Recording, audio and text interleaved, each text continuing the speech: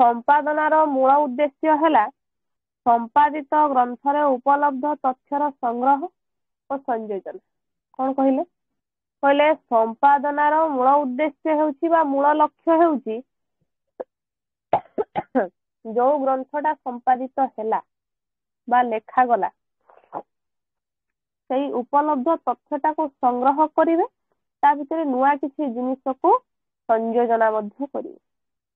एहा द्वारा ग्रंथकर्तांकर मूल ग्रंथर प्रकृत स्वरूप जना पड़िबा संगे संगे मूल शब्द गुड़िकर परिचय मध्य मिलिथाय ताको मध्य बुझाई देले कहिले मूल ग्रंथर प्रकृत स्वरूप कौन थिला तार प्रकृत आकार कौन थिला सेटा जना पड़िबो ता सहित जो मूल शब्द गुड़िक सब थिला तार परिचय मध्य मिलिबो।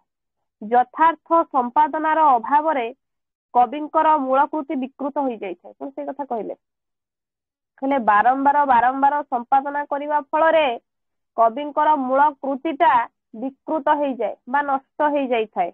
एणु संपादना कार्य एक दुरूह और दायित्वपूर्ण कार्य। तेणु करी संपादना कार्य होउची गोटे दायित्वपूर्ण कार्य जोटा कि कौन करिया दरकार से कामटा को कार्य परिणत करने दरकार जोटा कि संपादना करिथाए। संपादनार नियम न जानी एही कार्य हाथ देवा अनुचित कहले जदि संपादनार विधि विधान जानिन तार रीतिनीति जानिन तादरे हाथ देवनि तो से काम हाथ देव नहीं। जो काम न जानिच से काम हाथ देवनि से जगह को भी जीवनि तो। संपादन पाठ निर्धारण पाठ संशोधन और पाठ आलोचना करा जायथाय। पाठ संशोधन और पाठ विषय पूर्णांग आलोचनामूलक परीक्षा निरीक्षा द्वारा ग्रंथर असल रूप उद्घाटित होता है। पाठ संस्कार द्वारा प्रतिलिपि बा अनुलिपि रे थिबा अप्रासंगिक अंश गुड़ी को संस्कार बा बहिष्कार करा जायथाय। ग्रंथ संपादन चारोटी दिग अछि कहले ग्रंथ को आमे संपादना करिबा बा पुनर्बार रचना करिबा पई चारिटा दिग रहिछि। चारिटा दिग कोन ना सामग्री संकलन सामग्री पुनः संस्थान व पाठ चयन पाठ संस्कार जोटा कि पाठ ग्रहण करिबा वर्जन करिबा ता सहित संशोधन करिबा विचार विश्लेषण बा पाठ आलोचना एथिरे मूल लेखकंक द्वारा गृहीत चिंताधारार स्वतंत्र और व्यापक विश्लेषण करा जायथाय। ताले चारि गोटी दिग को नै कि कोन हेछि शुद्ध पाठ निर्णय पद्धति गढ़ी उठिछि बा संपादनार चारि गोटी दिग आमे देखिबाकू पाइले। देखिबा चारि गोटी दिगरे कौन रहिला सामग्री संकलन कहिले कौन ताकू टिके देखिबा।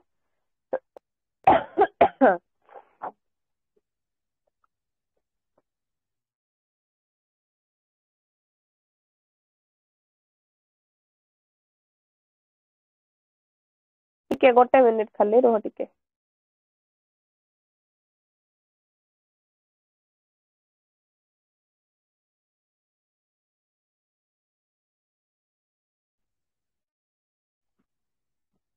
सुन सामग्री संकलन कौन टिके देखिबा कहले संपादन द्वारा शुद्ध पाठ निर्णय करने को जीवा पूर्वरु संपादकंकु प्रथमे मूल लेखकंक लेखार केतेक प्रतिलिपि बा अनुलिपि को संग्रह करने को पड़िଥାଏ।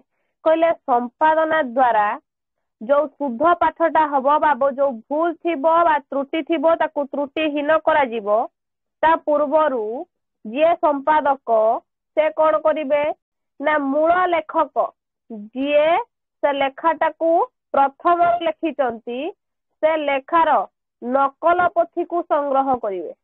एटा होची तांकर प्रथम कर्तव्य।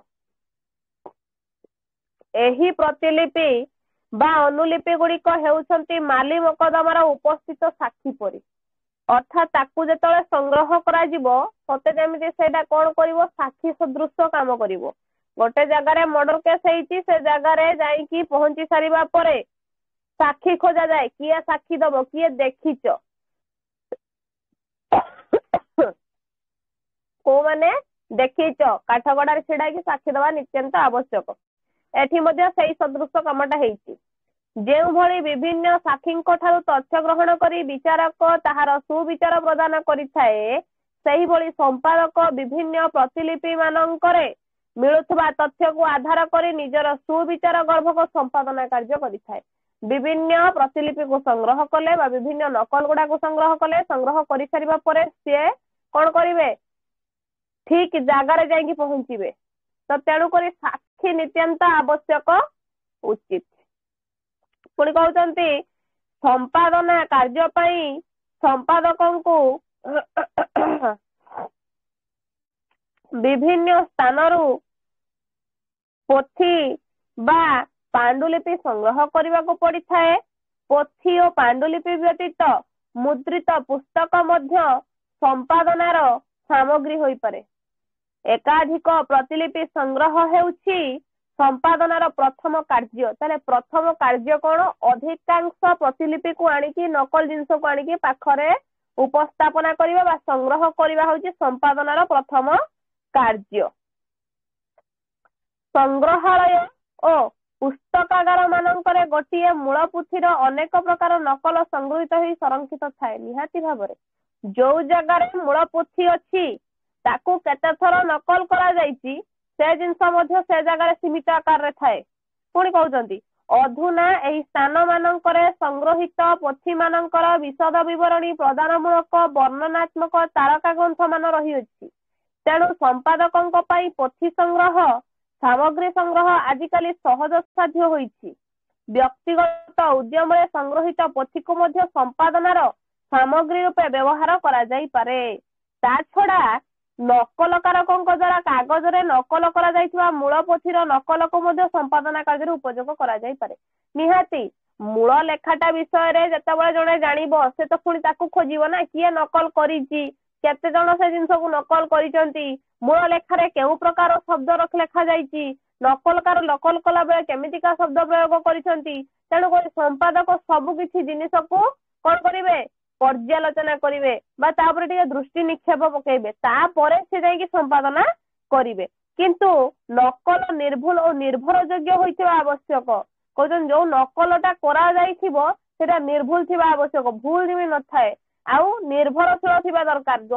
ଯୋଉ ଜିନିଷଟା ନୂଆ ଲେଖା ଯାଇଛି, ଯୋଉ ଜିନିଷଟା ପୁରୁଣା ଲେଖା ଯାଇଥିଲା ତାକୁ ନୂଆ କରାଯାଇଛି, ସେଟା ଯେମିତି ପୁରୁଣା ଉପରେ ନିର୍ଭରଶୀଳ ଥିବା ଦରକାର, ଭୁଲ ବଟାକୁ ଯେମିତି ନଥିବ ତା ଭିତରେ। ପୁଣି କହୁଛନ୍ତି ଆବଶ୍ୟକ ସ୍ଥଳେ ସାବଧାନତାର ସହ ଦୁର୍ଲଭ ପୋଥି ଗୁଡିକର ଫଟୋଷ୍ଟାଟ କପି ନିଆଯାଇ ସମ୍ପାଦନା କାର୍ଯ୍ୟରେ ବ୍ୟବହାର କରାଯାଇପାରେ। ଯେତେବେଳେ ଆବଶ୍ୟକ ପଡେ ସମ୍ପାଦନା ପାଇଁ ତାହେଲେ କଣ କରାଯାଏ ନା ପୋଥି ସଂଗ୍ରହ କରିବା ସହିତ ଏକ କଣ କରାଯାଇଥାଏ ନା କଣ ପୋଥି ଗୁଡିକର ଗୋଟେ ଫଟୋ କପି ନେଇଗଲା ପରେ ସେ ମଧ୍ୟ କାର୍ଯ୍ୟରେ ଲାଗିଥାଏ। ପୁଣି କହୁଛନ୍ତି ସମ୍ପାଦନା କାର୍ଯ୍ୟ ପାଇଁ ପୋଥି ସଂଗ୍ରହ କରିବା ସହିତ ଏକ ମାଗ୍ନିଫାଇଂ ଗ୍ଲାସ ର ଆବଶ୍ୟକତା ରହିଛି। ତାହା ଦ୍ୱାରା କ୍ଷୁଦ୍ର ଓ ଅସ୍ପଷ୍ଟ ଅକ୍ଷର ଗୁଡିକ ନିର୍ଭୁଲ ଭାବରେ ପଢାଯାଇପାରେ। ଯେମିତି ତମାନେ ଛୋଟିଆ ଛୋଟିଆ ଜିନିଷ ଦେଖିବା ପାଇଁ କଣ କରୁଛ, ଅଣୁବୀକ୍ଷଣ ଯନ୍ତ୍ର ଗୋଟେ ବ୍ୟବହାର କରିଥାନ୍ତି, ସେଇଭଳି ଛୋଟ ଛୋଟ ଅକ୍ଷରକୁ ପଢିବା ପାଇଁ ମାଗ୍ନିଫାଇଂ ଗ୍ଲାସ ଗୋଟେ ଆବଶ୍ୟକତା ରହିଛି, ଯୋଉଟା କି ଛୋଟ ଛୋଟ ଅକ୍ଷର ଗୁଡିକ ସେମାନେ ପଢି ପାରିବେ। ତାହେଲେ ସାମଗ୍ରୀ ସଂକଳନରେ କେତେ ପ୍ରକାରର କାର୍ଯ୍ୟ ହେଇପାରୁଛି ଦେଖୁଥିବ। ପ୍ରଥମ କଥା ହେଲା କଣ କରିବେ ନା ବିଭିନ୍ନ ପ୍ରକାରର ନକଲ ସଂଗ୍ରହ କରିବାକୁ ପଡିବ। ପ୍ରତିଲିପି ଅନୁଲିପି ମାନଙ୍କର ମାଲିମକ ଦେବା ଉପସ୍ଥିତ ହେବା ଦରକାର, ଅର୍ଥାତ କଣ କରିବା ଦରକାର, ସଂଗ୍ରହ କରିବା ଆବଶ୍ୟକ। ସଂଗ୍ରହ କରିସାରିବା ପରେ ତାର ସାକ୍ଷୀ ଖୋଜିବା ଆବଶ୍ୟକ। ଯେମିତି କି ସବୁ ଜିନିଷକୁ ପଢି ସାରିବା ପରେ ତାର ସତ୍ୟାସତ୍ୟ ଘଟଣା ପାଖରେ ଜଣେ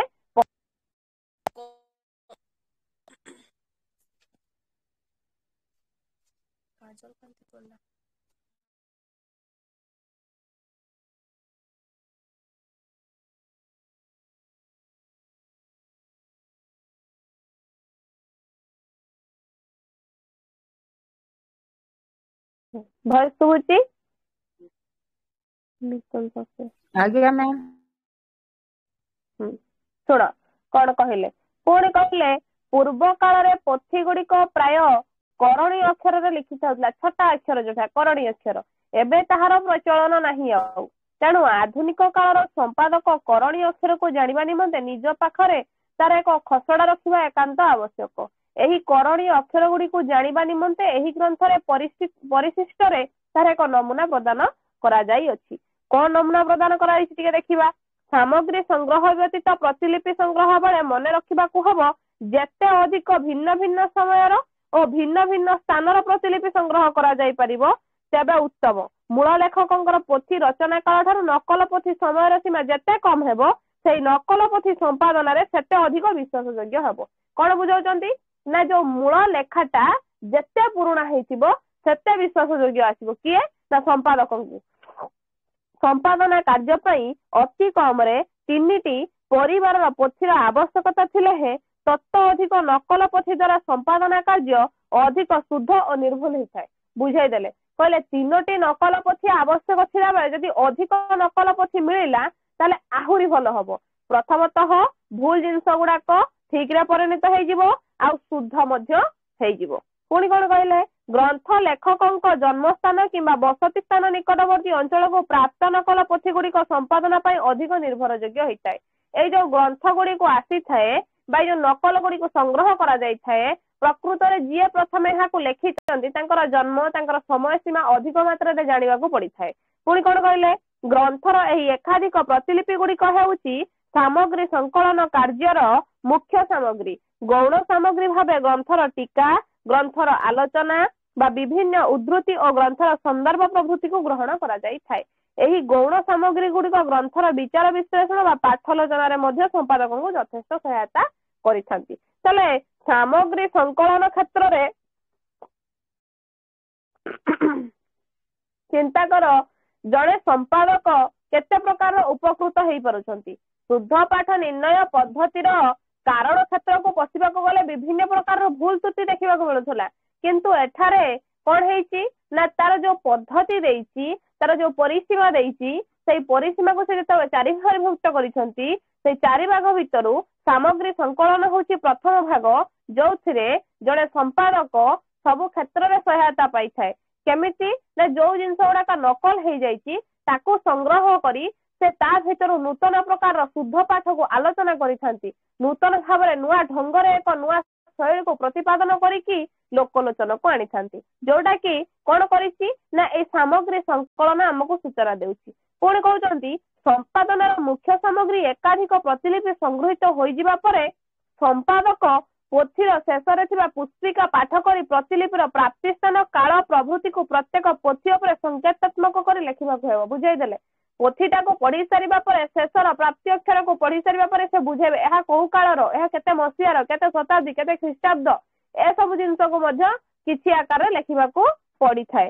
ନକଲ ପୋଥିର କାଳକୁ ଗ୍ରହଣ କଲା ବେଳେ ପାଠ ଏକାଧିକ ବ୍ୟକ୍ତିଙ୍କ ଦ୍ଵାରା ଲିଖିତ କି ନାହିଁ ହସ୍ତାକ୍ଷରରୁ ଅନୁମାନ କରିନେବାକୁ ପଡିଥାଏ। ଯେତେବେଳେ ନକଲ ପୋଥିର ଅକ୍ଷର ଗୁଡାକୁ ସେମାନେ ପଢିଥାନ୍ତି ଯଦି ପ୍ରକୃତରେ ଅକ୍ଷର ଗୁଡିକ ଗ୍ରହଣ ଯୋଗ୍ୟ ହେଇଛି ପାଠ ଗୁଡିକ ଠିକ ସେ ବୁଝି ହଉଛି ତାହେଲେ ଜଣା ପଡିଯିବ ନକଲକାର ଜ୍ଞାନୀ କି ଅଜ୍ଞାନୀ ସେ କଥା ମଧ୍ୟ ସମ୍ପାଦକ ଜାଣି ନିଅନ୍ତି। ଯଦି ପୁସ୍ତିକାରେ ପୋଥିର ନକଲ କାଳ ସମ୍ପର୍କରେ କୌଣସି ନିର୍ଦ୍ଦିଷ୍ଟ ସୂଚନା ଦିଆଯାଇ ନଥିବ ତେବେ ପୋଥିଟିକୁ ପାଠ କରି ଭାଷା ଭାବ ପରିବେଶ ବର୍ଣ୍ଣନା ପ୍ରଭୃତିକୁ ଆଖି ଆଗରେ ରଖି ତାର ଏକ ଆନୁମାନିକ କାଳ କଳନା କରିବାକୁ ପଡିଥାଏ। ବୁଝେଇଦେଲେ ଯଦି ପୋଥିଟିରେ ନକଲକାର ମାନେ ପୋଥିଟାକୁ ଲେଖିଛନ୍ତି ବା ଅନ୍ୟ ଗୋଟେ ସିମ୍ପଲ ଲେଖାରୁ ଆଣିକି ନକଲ କରିଛନ୍ତି ବାରମ୍ବାର ଗୋଟେ ଜିନିଷକୁ ନକଲ କରାଯାଇଛି ତାର ସ୍ଥାନ କାଳ ପାତ୍ର କିଛି ଦିଆଯାଇ ନାହିଁ ତାର ସମୟ ଅବଧି କେତେ ଦିଆଯାଇ ନାହିଁ ସେତେବେଳେ ସମ୍ପାଦକ କଣ କରିବେ ନା ତାର ଭାବ ତାର ହଉଛି ଭାଷା ତାର ହଉଛି ପରିବେଶର ବର୍ଣ୍ଣନା ଏସବୁକୁ ଆଖି ଆଗରେ ରଖି ଗୋଟେ ଆନୁମାନିକ ସମୟ ସୀମା ମଧ୍ୟ ନିର୍ଦ୍ଧାରଣ କରାଯାଇଥାଏ। ପୁଣି କହିଲେ ଏହି କାର୍ଯ୍ୟକୁ ପୋଥିର ସୂଚୀ ପ୍ରସ୍ତୁତି ବୋଲି କୁହାଯାଇଥାଏ। ଏଇ ଯୋଉ କାର୍ଯ୍ୟଟା କରାଗଲା ଗୋଟେ ସୂଚୀ ପ୍ରସ୍ତୁତି କରାଗଲା ଗୋଟେ ଡାଇଗ୍ରାମ ତିଆରି କରାଗଲା ବା ଗୋଟେ ସମୟ ଅବଧି ଆକାରରେ ଗୋଟେ ସୁନ୍ଦର ଜିନିଷଟେ ତିଆରି କରାଗଲା କହିଲେ ଅତ୍ୟୁକ୍ତି ହେବ ନାହିଁ। ଇଏ ଗଲା ତମମାନଙ୍କର କଣ ନା ସାମଗ୍ରୀ ସଂକଳନ।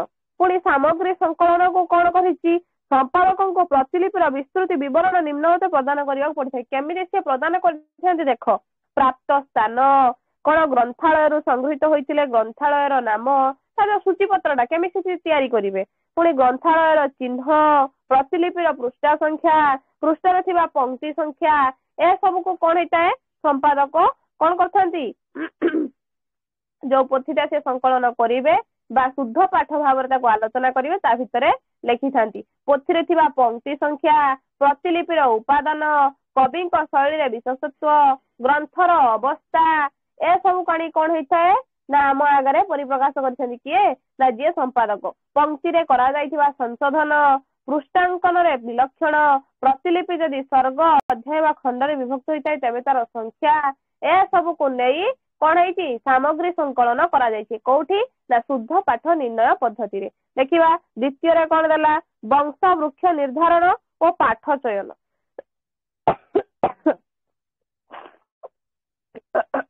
कौन कहला द्वितीय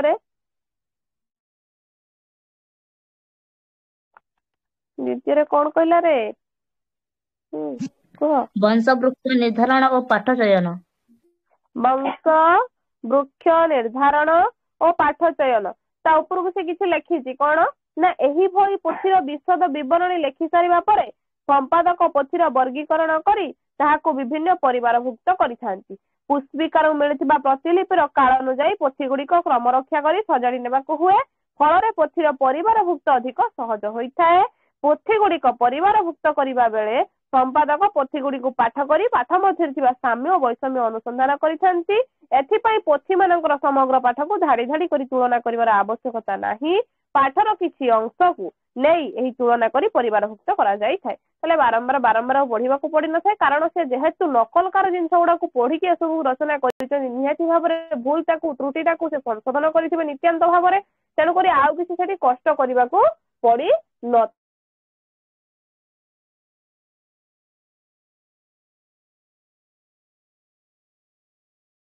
करी कौन करा होउची ताले ये गला सामग्री संकलन देखिबा वंश वृक्ष निर्धारण और पाठ चयन कौन देइची कहूँ उपयुक्त प्रकार सामग्री संकलन कार्य परिसमाप्ति पर पाठ चयन कार्य आरंभ होता है जितेबाला संकलन हो गला तार परिसमाप्ति घटीगला सेतेबाला पाठ चयन करा पाठ चयन अर्थ समस्त प्रतिलिपि मानक मध्यरु एक अधिक विश्वासयोग्य पाठ को ग्रहण करबा जेते प्रकार प्रतिलिपि लेखा जाइछि जेते प्रकार संशोधन लेखा जाइछि ता भितरु आमे गोटे आमको जोटा भल लगुची सेटा को आमे कोन करिबा ग्रहण करिबा बा चयन करिबा संग्रहित प्रतिलिपि मानक मध्यरु एक अधिक विश्वासयोग्य पाठ को ग्रहण करिबा संग्रहित प्रतिलिपि मध्यरु अधिक विश्वासयोग्य पाठ निर्वाचन निमंते प्रथमे प्रतिलिपि गुड़िकर परिवार निर्णय करबा को पड़ी थाए एथि निमंते एक वैज्ञानिक कौशल अवलंबन करबा को हुए मने करा जाऊ संपादना कार्य पई सर्वमोट 15टी प्रतिलिपि संग्रहित होइछि ओटा उदाहरण होउछन्ती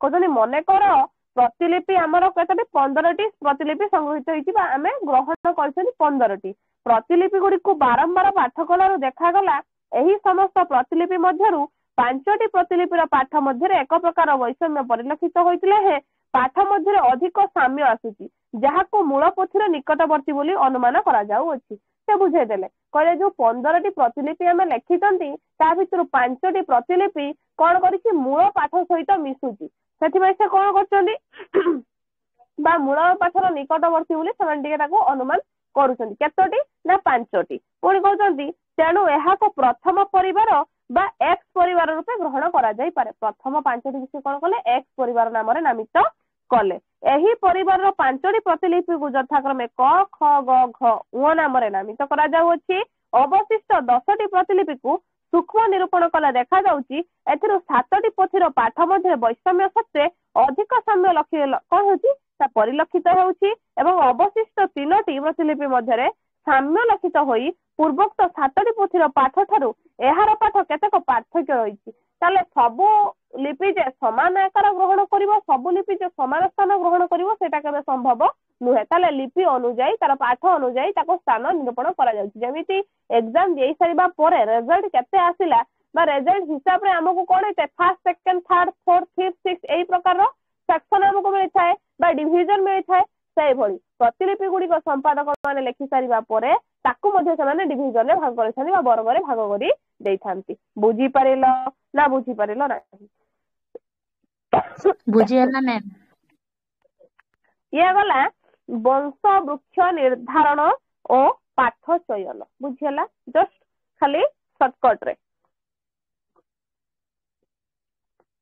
तापरे लेखिछि गुडाय लेखिछि हला ये गुडाय जिंस लेखिछि आ भितरे तमान टिके पढिबो सी डी शाखा रे कोन केमिति करिचंती ताकू लेखिचंती हमें देखिबा देखो से लेखिछि कोन ना संपादकंकर सूक्ष्म निरीक्षण ज्ञान रहिबा आवश्यक आ वंश वृक्ष निरीक्षण करबा एक बहु कष्टकर कार्य एहाकू सहज कार्य बोली केबे भाबिबो नाही भारी क्रिटिकाल जिनस एटा गोटे वंशवृक्ष निरूपण कला बेले प्रतिलिपि गुड़िकर परीक्षा निरीक्षा निम्न उपाय करा जाय थाए केमिति निम्न उपाय करा जाय थाए आमे टिके देखिबा तार टिके कोन रे झटका टिके देखिबा कोन केमसे करूछनी कहतनी वंशवृक्ष निरूपण कला बेले तुलना करा जाउथवा प्रतिलिपि गुड़िको पंक्तिर तुलना करी पाठर केतेक पद बा वाक्य को त्याग करबा को पड़ी थाए बुझेई देले ठीक कोन कहिले ना जो प्रतिलिपि तुम माने पढ़िलो जहा को तमे ग्रहण कलो ता भीतर जो पंक्ति अछि जो पंक्ति को तमे माने तुलना करूछ तार केतेटा पद बा वाक्य को सेठी त्याग करि दबो अर्थात छाड़ी दबो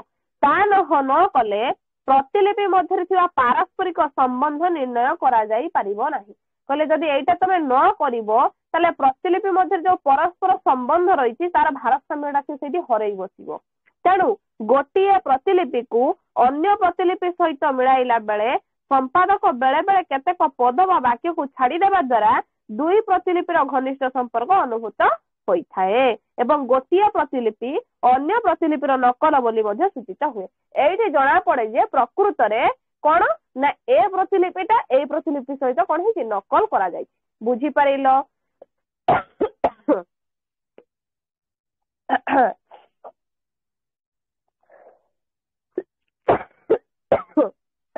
को बुझी परिलो ना बुझी परलो नाही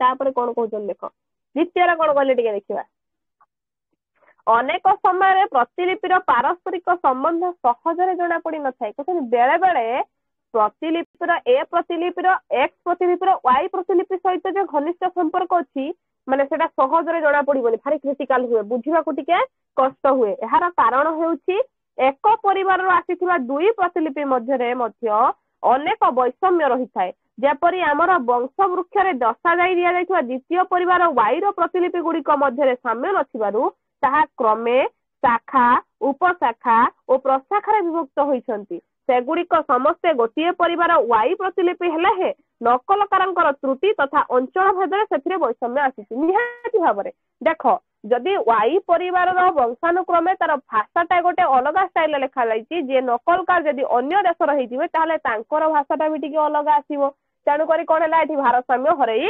बसिला ए क्षेत्र रे दुईटी प्रतिलिपिर विचित्र पाठ किंबा कोनोसी विशेषत्व सेमानंकर संबंध को सूचाई थाए बा सहायता करि थाए संपादन निमित्त विभिन्न ग्रंथर आलोचना और तुलनात्मक विवरणी वंशवृक्ष निर्धारण में अनेक सहायता करि थाए बेले बेले एमिति अनुभूत हुए जे गोटिए प्रतिलिपि स्वतः द्वितीय प्रतिलिपि नुहे बुझौछंदी कहते बेले बेले एमिति अनुभूति आसे जेमिति गोटे प्रतिलिपि आ गोटे प्रतिलिपि नुह एटा गोटिए प्रतिलिपि या परि आउ किछि नकल बोध करा जाई नाही एटा कोन हला ना वंश वृक्ष आ गोटे होची कोन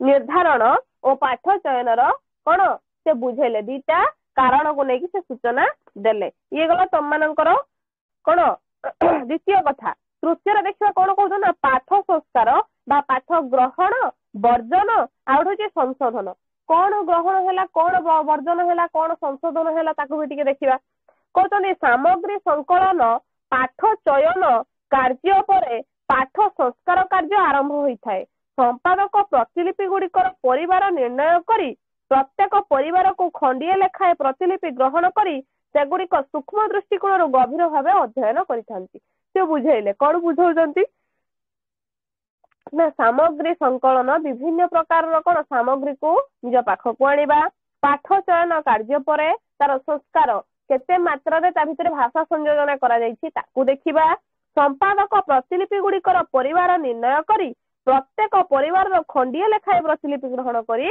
सेगुड़ी को कौन करथांती सूक्ष्म दृष्टिकोण गभीर भाव टिके अध्ययन करथांती बा ताको पढ़ी थांती एही अध्ययन द्वारा से पाठ संस्कार करिवा दिगरे अग्रसर होइथांती पाठ संस्कार अर्थ शुद्ध पाठ ग्रहण अशुद्ध पाठ वर्जन अर्थात जेते बेले सेते प्रतिलिपिटा को पढ़िले ताको पढ़िबा द्वारा त्रुटि पूर्ण जिनिसटा त्रुटिहीन हो गला पुणी कौन कहले पुणी कहउचंती एसबु कार्य परिसमाप्ति घटिले जेउ पाठटी मिली थाए ताहा मूल पाठरे एकांत निकटवर्ती होई थाए ए सब परिस्थिति बा जो अशुद्धिटा अछि जेतबेले अशुद्धि हटि गला शुद्ध आसी गला सेतबेले मूल पाठ सहित ए पाठर कोन हला ମୂଲ୍ୟ ନିରୂପଣ କରାଗଲା ବା ତାହା ସମାନ ହେଇଗଲା। ପାଠ ସଂସ୍କାର କାଳରେ ସମ୍ପାଦକଙ୍କୁ କେତେକ ଗୁରୁତ୍ୱପୂର୍ଣ୍ଣ ଦିଗ ପ୍ରତି ସତର୍କ ଦୃଷ୍ଟି ରଖିବାକୁ ହୋଇଥାଏ। ଚିନ୍ତା କର, ଯେତେବେଳେ ପାଠକୁ ସଂଶୋଧନ କରୁଛନ୍ତି, ପାଠକୁ ବୁଝଉଛନ୍ତି ବା ପଢୁଛନ୍ତି ବା ଭୁଲଟାକୁ ଠିକରେ ପରିଣତ କରୁଛନ୍ତି, ବହୁତ କିଛି କଣ କରୁଛନ୍ତି ସତର୍କ ହେଇଥାନ୍ତି। କିଛି ଗୁରୁତ୍ୱପୂର୍ଣ୍ଣ ଦିଗ ସମ୍ପର୍କରେ ସିଏ ଆଲୋକପାତ କରିଥାନ୍ତି ବା ଦୃଷ୍ଟି ନିକ୍ଷେପ କରିଥାନ୍ତି। ଏପରିକି ସେହି ଦିଗ ଗୁଡିକ ସମ୍ପର୍କରେ ଯେ ସମ୍ପାଦକ ଅଭିଜ୍ଞ ନଥାନ୍ତି, ତେବେ ପାଠ ସଂସ୍କାର ଅସିଦ୍ଧ ହୋଇଥାଏ। ଯୋଉ ଦିଗ ଗୁଡିକୁ ଲକ୍ଷ୍ୟ କରିବା ଆବଶ୍ୟକ, ଯୋଉ ଦିଗ ଗୁଡିକୁ ଗୁରୁତ୍ୱ ଦେଇ ସମ୍ପାଦକ ନିଜର କାର୍ଯ୍ୟ ସମ୍ପାଦନା କରିବା ଆବଶ୍ୟକ, ଯଦି ସେ କାର୍ଯ୍ୟକୁ ବା ସେ ଦିଗକୁ ଯଦି ସେ ନ ଚାହାନ୍ତି, ତାହେଲେ ଅଜ୍ଞାନବଶତଃ ସିଏ ଯୋଉ ସମ୍ପାଦନା କରିବେ ମଧ୍ୟ ସେଟା ମଧ୍ୟ କଣ ହେଇଯିବ, ଭୁଲରେ ପରିଣତ ହେବ। ନିମ୍ନରେ ସେ ସବୁ ଦିଗ ଗୁଡିକର ଆଲୋଚନା କରାଯାଇଛି। ଦେଖିବା କେଉଁ କେଉଁ ଦିଗ ସମ୍ପର୍କରେ ସେ ଆଲୋଚନା କରୁଛନ୍ତି। ପ୍ରଥମରେ କହୁଛନ୍ତି, ସମ୍ପାଦନା କରିବା ପୂର୍ବରୁ ଗ୍ରନ୍ଥକର୍ତ୍ତା ବା ଲେଖକଙ୍କ ସମ୍ପର୍କରେ ସମ୍ପାଦକଙ୍କର ସବିଶେଷ ଜ୍ଞାନ ଅର୍ଥାତ୍ ତାଙ୍କର ଇତିବୃତ୍ତ, ତାଙ୍କର ରଚନା ବିଶେଷତ୍ୱ ଏବଂ ସମ୍ଭାବ୍ୟ ବୈଲକ୍ଷଣ ସମ୍ବନ୍ଧରେ ଜ୍ଞାନ ଥିବା ଆବଶ୍ୟକ। ଲେଖକ କିଏ, କେଉଁ ଲେଖକ କଣ ଲେଖିଛନ୍ତି, କେଉଁ ବିଷୟରେ ରଚନା କରିଛନ୍ତି, ଏସବୁ ଜ୍ଞାନ ପ୍ରଥମେ ରହିବା ଆବଶ୍ୟକ। କାହାର ନା ସମ୍ପାଦକର। ପୁଣି କହୁଛନ୍ତି, ଦ୍ୱିତୀୟରେ କଣ କହିଲେ, ଯଦି ଗ୍ରନ୍ଥକର୍ତ୍ତାଙ୍କ ଗ୍ରନ୍ଥ ଉପରେ କୌଣସି ଟୀକା ପ୍ରକାଶ ପାଇଥାଏ ବା କୌଣସି ସୂଚନା ମିଳିଥାଏ, ତେବେ ସେହି ଟୀକା ଗ୍ରନ୍ଥ ଓ ଟୀକାକାରଙ୍କ ସମ୍ପର୍କରେ ସମ୍ପାଦକ ବିଶେଷ ଧ୍ୟାନ ଦେବା ଉଚିତ। ଯିଏ ଟୀକାକାର, ଯିଏ ତାକୁ କଣ କରୁଛନ୍ତି, ଆଉ ଥରେ ତାକୁ ରଚନା କରିଛନ୍ତି, ତାଙ୍କ ଉପରେ ବିଶେଷ ଧ୍ୟାନ ଦେବେ। ସେହି ଟୀକାର ବିଶେଷତ୍ୱ ଓ ସମ୍ପାଦନରେ ତାର ଉପଯୋଗିତା ସମ୍ପର୍କରେ ସମ୍ପାଦକ ପରୀକ୍ଷା ନିରୀକ୍ଷା କରିବା ଆବଶ୍ୟକ। କଣ ପାଇଁ ସେ ଜିନିଷଟା ହେଇଛି, ତାର ଉପଯୋଗିତା କଣ, ତାର ଭଲ ଲକ୍ଷଣ କଣ, ତା ଉପରେ ମଧ୍ୟ ସେ ପରୀକ୍ଷା ନିରୀକ୍ଷା କରିବେ। ଇଏ ଗଲା ଦ୍ୱିତୀୟ କଥା। ତୃତୀୟରେ କହିଲେ, ଗ୍ରନ୍ଥ ରଚନା କାଳରେ ପ୍ରଚଳିତ ଲୋକ ଭାଷା ଓ ସାହିତ୍ୟରେ ବ୍ୟବହୃତ ଭାଷା ତଥା ଶୈଳୀ ସମ୍ପର୍କରେ ଜ୍ଞାନ ଥିବା ଆବଶ୍ୟକ। ଏକଥା ମଧ୍ୟ କହିଲେ ତୃତୀୟରେ। ଚତୁର୍ଥରେ କଣ କହୁଛନ୍ତି ନା, ଲେଖକଙ୍କ ଅଞ୍ଚଳର ଭାଷା ଯଥା କଟକ, ଗଞ୍ଜାମ, ସମ୍ବଲପୁର ଓ ତାହାର ଉଚ୍ଚାରଣଗତ ବୈଶିଷ୍ଟ୍ୟ ସମ୍ବନ୍ଧରେ ଲେଖକଙ୍କର ଯଥେଷ୍ଟ ଜ୍ଞାନ ଥିବା ଆବଶ୍ୟକ। ଏଇ ଯୋଉ କଟକ, ଗଞ୍ଜାମ, ସମ୍ବଲପୁର କହିଲେ, ଏସବୁ ଭାଷାରେ ସେ ଜାଣିଥିବା ଆବଶ୍ୟକ। ଯଦି ଏସବୁ ଭାଷା ସିଏ ନ ଜାଣିଥିବେ, ତାହେଲେ ଏକୁ ବଖାଣିବା କଣ ହବ, କଷ୍ଟସାଧ୍ୟ ହେଇ ପଡିବ। ଗ୍ରନ୍ଥ ରଚନାକାଳୀନ ସାହିତ୍ୟର ରଚନା କୌଶଳ ବା ଲକ୍ଷଣ ଏସବୁ ଉପରେ ଗୁରୁତ୍ୱ ଦେବା ଆବଶ୍ୟକ। ଧର୍ମ ପ୍ରଭାବିତ ଗ୍ରନ୍ଥ ହୋଇଥିଲେ ସେହି ଧର୍ମର ଇତିହାସ, ବିଭିନ୍ନ ତତ୍ଵ, ସାହିତ୍ୟ ମଧ୍ୟରେ ସେ ସବୁର ଉପସ୍ଥାପନା ରୀତି, ତାର ଦର୍ଶନ, ଆଭିମୁଖ୍ୟ ଆଉ ଚରିତ୍ରାବଳୀ ମଧ୍ୟ ରହିବା ନିତ୍ୟାନ୍ତ ଆବଶ୍ୟକ। ଗ୍ରନ୍ଥରେ ଅନୁସୃତ ଶୈଳୀ, ରାଗ, ବୃତ୍ତ, ଛନ୍ଦ, ଶୃଙ୍ଖଳା, ନିୟମ ଓ ବିଭିନ୍ନ କାବ୍ୟବାଦ ବି ରହିବା ଆବଶ୍ୟକ। ଦେଖ, ଗୋଟେ ଜିନିଷ ଆମେ ଲେଖିବା, ତା ଭିତରେ ରାଗ ରହିବନି, ରସ, ରୀତି, ଗୁଣ ଏସବୁ କିଛି ରହିବନି, ତାହା କଣ ଆମକୁ ଭଲ ଲାଗିବ କି? ତେଣୁ ସମ୍ପାଦକଟିଏ କେତେ କଷ୍ଟ କରିଥାନ୍ତି ଚିନ୍ତା କର। ପୁଣି କହୁଛନ୍ତି, ସମ୍ପର୍କିତ ଗ୍ରନ୍ଥକର୍ତ୍ତାଙ୍କ ପୂର୍ବସୂରୀ ଓ ତାଙ୍କ ସାହିତ୍ୟକୁ ଜାଣିଥିବା ଦରକାର। ସମ୍ପର୍କିତ ଯେଉଁ ସମ୍ପର୍କରେ, ଯାହା ସମ୍ପର୍କରେ ଲେଖୁଛନ୍ତି, ଯେଉଁ କବିଙ୍କ ସମ୍ପର୍କରେ ସେ ବଖାଣୁଛନ୍ତି, ତାଙ୍କର ସାହିତ୍ୟ ପୂର୍ବରୁ ସାହିତ୍ୟ ବିଷୟରେ ଜାଣିଥିବା ଦରକାର। ସେ କିଏ, ସେ କଣ ସାହିତ୍ୟ ରଚନା କରିଛନ୍ତି, କାରଣ ସେମାନଙ୍କର ପ୍ରଭାବ ପରବର୍ତ୍ତୀ ଲେଖକ ମାନଙ୍କ ଉପରେ ପଡିଥାଏ। କାରଣ କାହିଁକି ନା, ସେ ଯୋଉ ଜିନିଷ ଗୁଡାକ ଲେଖିଦେଇ ଯାଇଛନ୍ତି, ତାର ପରବର୍ତ୍ତୀ ସମୟରେ ଯୋଉ ଲେଖକ ମାନେ ଆସିଲେ, ତାଙ୍କ ଉପରେ ସେ ପ୍ରଭାବଟା ପଡିବ। ତାଙ୍କ ଉପରେ ସେ ପ୍ରକାରର କଣ ଇତିବୃତ୍ତିଟା ଆରମ୍ଭ ହବ। ଯେପରି ଓଡିଆ ସାହିତ୍ୟରେ ଉଷାଭିଳାଷର ସ୍ୱପ୍ନାନ୍ତର ବିଳାସ ବର୍ଣ୍ଣନା ପରବର୍ତ୍ତୀ କବିଙ୍କ ପରେ ଏବଂ ଉପେନ୍ଦ୍ର ଭଞ୍ଜ ଓ ସଦାନନ୍ଦ କବି ସୂର୍ଯ୍ୟ ବ୍ରହ୍ମଙ୍କ ପ୍ରଭାବ ଅଭିମନ୍ୟୁଙ୍କ ଉପରେ ପଡିଛି। ବୁଝାଇଦେଲେ, ଉଦାହରଣ ସହିତ ବୁଝାଇଦେଲେ ଏଠି। ଏହି ସବୁ ବିଷୟରେ ସମ୍ପାଦକ ଯଦି ଅଭିଜ୍ଞ ନଥାନ୍ତି, ତେବେ ସେ ପାଠ ସଂସ୍କାରର କୃତକାର୍ଯ୍ୟ ହୋଇପାରିବେ ନାହିଁ। କଣ କହୁଛନ୍ତି, ଯଦି ଏହି ସବୁ ଜ୍ଞାନ ସମ୍ପାଦକ ପାଖରେ ନଥିବ, ତାହେଲେ ଯାହା ସେ ରଚନା କରିବାକୁ ଚାହୁଁଥିବେ, ଯୋଉ ଶୁଦ୍ଧଟାକୁ ଆଣିକି ଆମ ଆଗରେ ପରିପ୍ରକାଶ କରିବା ପାଇଁ ଚାହୁଁଥିବେ, ତାହେଲେ ସେ କରିପାରିବେ ନାହିଁ। ଶୁଦ୍ଧ ପାଠ ନିର୍ଣ୍ଣୟ କାଳରେ ସମ୍ପାଦକ ପାଠ ମଧ୍ୟରେ ଅନେକ ତ୍ରୁଟିକୁ ଲକ୍ଷ୍ୟ କରିପାରନ୍ତି, ଯେଉଁଗୁଡିକ ପୂର୍ବେ ବିସ୍ତୃତି ଭାବେ ଦର୍ଶାଇ ଦିଆଯାଇଛି, କିନ୍ତୁ ସେହି ତ୍ରୁଟି ଗୁଡିକ ସୁଧାରି ନେଇ ଅନେକ ପ୍ରତିଲିପିର ପାଠ ମଧ୍ୟରେ ଏକ ଶୁଦ୍ଧ ପାଠ ନିର୍ଦ୍ଧାରଣ କଲା ବେଳେ ପାଠଗତ ସଂଗତିକୁ ସମ୍ପାଦକ ପ୍ରାଧାନ୍ୟ ଦେବା ଉଚିତ। ମାତ୍ର ସବୁ କ୍ଷେତ୍ରରେ ଏହି ସଂଗତି ରକ୍ଷା କରାଯାଇପାରେ ନାହିଁ। ଆମେ ଏତିକି ବୁଝିବା ଯେ କଣ, ସବୁ କ୍ଷେତ୍ରରେ ଭୁଲ ଥାଏ। ଯେହେତୁ ଗୋଟିଏ ପାଠକୁ ବାରମ୍ବାର ନକଲ କରାଯାଇଛି, ନକଲ କଲା ବେଳେ ନକଲକାର ମାନେ ଅନ୍ୟମନସ୍କ ହେଇଥାନ୍ତି, ଦୃଷ୍ଟିଗୋଚର ହେଇନଥାଏ, ବିଭିନ୍ନ ପ୍ରକାର ଶ୍ରବଣ ଜନିତ ଥାଏ, ଉଚ୍ଚାରଣରେ ଭୁଲ ତ୍ରୁଟି ଥାଏ। ଏଇ ଯୋଉ ସବୁ ଜିନିଷ ଗୁଡାକ ଆମେ ପଢି ଆସିଲେ ଆମେ ଗୋଟିଏ ସିଦ୍ଧାନ୍ତରେ ପହଞ୍ଚିବା, କଣ ନା ସମ୍ପାଦକଟିଏ ବିଭିନ୍ନ ପ୍ରକାର କାର୍ଯ୍ୟକୌଶଳକୁ ଅନୁସରଣ କରିଥାନ୍ତି, ବିଭିନ୍ନ ପ୍ରକାରର ଶୈଳୀକୁ ଅବଲମ୍ବନ କରି କଣ କରିଥାନ୍ତି ନା ନକଲ ପୋଥି ଗୁଡିକୁ କେମିତି କଣ କରିବେ ଶୁଦ୍ଧ ପାଠରେ ବିବେଚନା କରିବେ ତାହା ପାଇଁ ପ୍ରୟାସ ଜାରି କରିଥାନ୍ତି।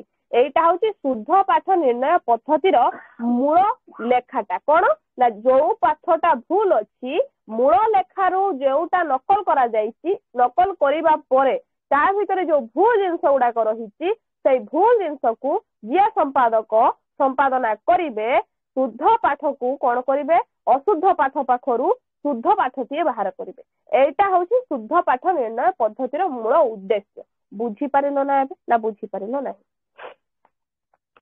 ବୁଝିଗଲା ମ୍ୟାମ୍।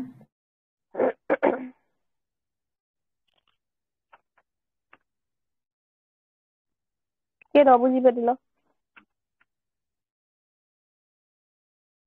ତାପରେ ଦେଇଛି ବିଚାର ବିଶ୍ଳେଷଣ ପାଠ ଆଲୋଚନା, ତମର ଅନୁବାଦର ଅନୁଦାର ଓ ରକ୍ଷଣଶୀଳ ବିଚାରଧାରା, ତାପରେ ଦେଲା କଣ ଉଦାର ବିଚାରଧାରା, ପୁଣି ପାଠଲୋଚନାର କେତେକ ନିୟମ। ଏତିକି ସରିଲା ପରେ ତମର ସରିଯାଇଛି କଣ ନା ଏଇ ତମର ଶୁଦ୍ଧ ପାଠ ନିର୍ଣ୍ଣୟ ପଦ୍ଧତି। ଏଇ ଯୋଉ 4ଟା ପଏଣ୍ଟ କନି ଖାଲି ଟିକେ ଟିକେ ଆଖି ପକେଇଦବ ସରିଯିବ, ସେଟା କିଛି ଏତେ ଆବଶ୍ୟକ ନାହିଁ। ବୁଝିପାରିଲ ନା ବୁଝିପାରିଲ ନାହିଁ? ଯେତିକି ଆବଶ୍ୟକ ଥିଲା ଯୋଉ ଜିନିଷ ମୁଁ ତା ପୂର୍ବରୁ ଆଲୋଚନା କରିଦେଇଛି ହେଲା।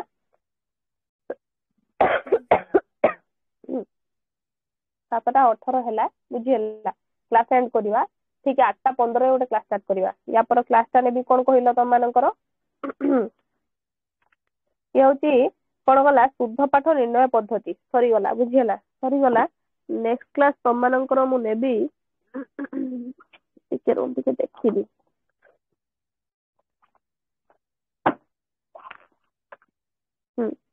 ମୁଁ ନେବି କଣ ନା ହଁ କୁହ ବାବା କୁହ, କରୁନ୍ ତାଣ୍ଡି କୁହ ବାବା।